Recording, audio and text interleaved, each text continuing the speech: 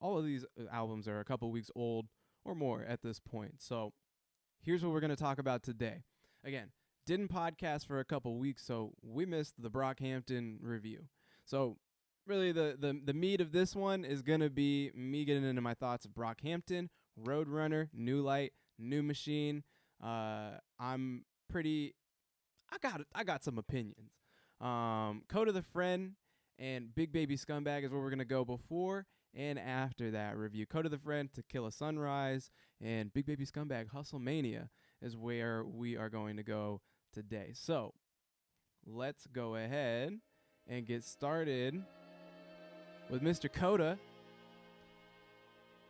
and Statik Selektah. Oh, I said that at the same time. That was hard. First quarter, we attacking the basket. I'm living life. Yeah, I have actually talked about Kota the Friend in one of these bonus episodes before, and it was his Lyrics to Go second installment of that mixtape series. It's a real, like, kind of effortless, lo-fi sounding, really easy on the ears, like too easy on the ears type of project. It's just really simple. It's like a real, like, quick, put it out, feed the fans type thing. But the beats are so lo-fi beats to study and chill to, like YouTube channel, that, you know, they're not very interesting.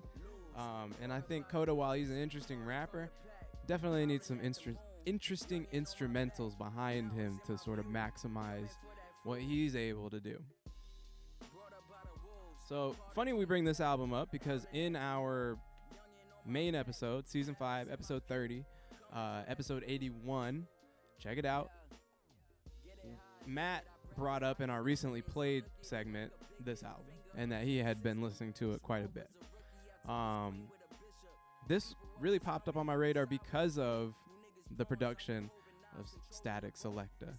And again, while I'm pretty interested in Kota, I gotta say, while I have loved some of his songs, I loved some of his music. I wouldn't really say I love his music. I wouldn't really say I love him as a rapper, but I respect his music. I respect him as a rapper, and I think he's a pretty good rapper. So, you know, with people like that, for me, there's got to be something on the side of production, choruses. I mean, just, you know, something to sort of build out the shape of your records to make them interesting.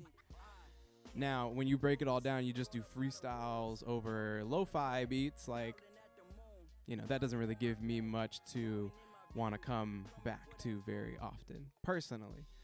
But I have been kind of going in and out of listening to this To Kill a Sunrise album. And really, that's, to me, especially because the beats on here are very consistent. They're very what I would hope and expect from, what I know to expect from a Statik Selektah. And if y'all are not familiar with Statik Selektah, I don't know why. I mean, he's popular enough.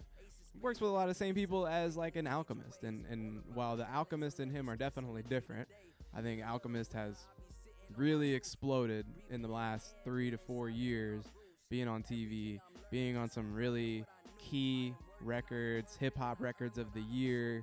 I mean, between Alfredo and Haram with Arm & Hammer, I mean, the dude is out of here right now with just some of the records that he's produced. He's getting a lot of respect. But Statik Selektah, I think, you know, works in that same sphere. He's just a little bit more true to the boom bap nature and history of hip-hop music. Like, he's a real thoroughbred New York producer. And so while I would have never guessed, right, that Kota the Friend would do a whole tape, not just a song or be on a Statik Selektah song, but like do a 10-minute song, 33-minute mixtape or album with Statik Selektah, that surprised me. Gotta say, that definitely surprised me. If you're like me, you kind of forget from time to time that Kota is from New York, is from Brooklyn. If you would tell me this dude was from Chicago, I would believe you. If you would have told me he was from another city that doesn't have an accent, yeah, I would just believe you. But yeah, he's from New York, And obviously he's different than most Brooklyn MCs that, you know, we've known and loved for a long time.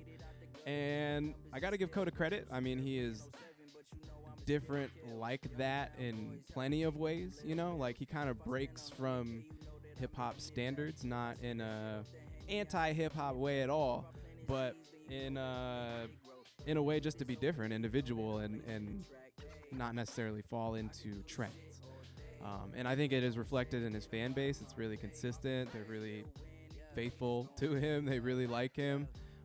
You know, he and his fans kind of remind me of a J. Cole and the relationship he would have with his fans. And sort of just the down-to-earth nature of the music and the rhyming and the words coming into these songs. And so that's here in this album. And, you know, while I haven't found myself dying to listen to this and come back and like, man, I can't get this stuff out of my head, I just always got to hear it. You know, I do think there's more interesting albums on the block. I got to say, you know, what Kota and Statik go into doing together on the beats and the rhymes really, like, works in terms of chemistry, in terms of, like, just making a good fit, in terms of one guy being really solid and being able to handle his end of the record, and the other guy being able to do it at the same clip. Because what I notice in here is Kota's ability to, you know, as a rapper, I think he's usually doing one of a few things. He's either just supplying the vibe, and he's keeping things just kind of chill and floating along and feeling good, or he is speaking from an emotional standpoint. Either, you know, he's self-reflective, introspective, and he also sometimes wants to, like, address social ideas or personal conflicts or whatever, or he wants to just kind of you know, reject, like, I don't know, the bullshit that just happens to come along with life, making music, being in the industry, friends, having fake friends and fake people and things like that. Again, mostly really relatable stuff, and I think that's why people listen to him, because this project is doing really well. There are a lot of Kota fans out there, and I think what Statik Selektah does on the other end is he puts a beat out there with a certain feeling, and for the most part, Kota is really able to channel that feeling. So just depending on, we just heard a beat, right, that was like really boom bappy and hip hoppy, really straight up, right? And this kind of is too, like almost in a DJ Premier-y, like Gangstar type of way, right? But this track kind of has more of a emotional vibe, right, with the string sample back there or whatever is going on, as opposed to the other one was really just kind of a ciphery beat, you know, and he kind of just kept the chill thing about the record going. All right, so then the next record that is on here is The Love, right? I'm listening to The Cold right now, and track number 4, The Love, you know, really goes into that emotional element. And it feels like when Kota can hear that in the beat, that he can transmute it into the rhymes.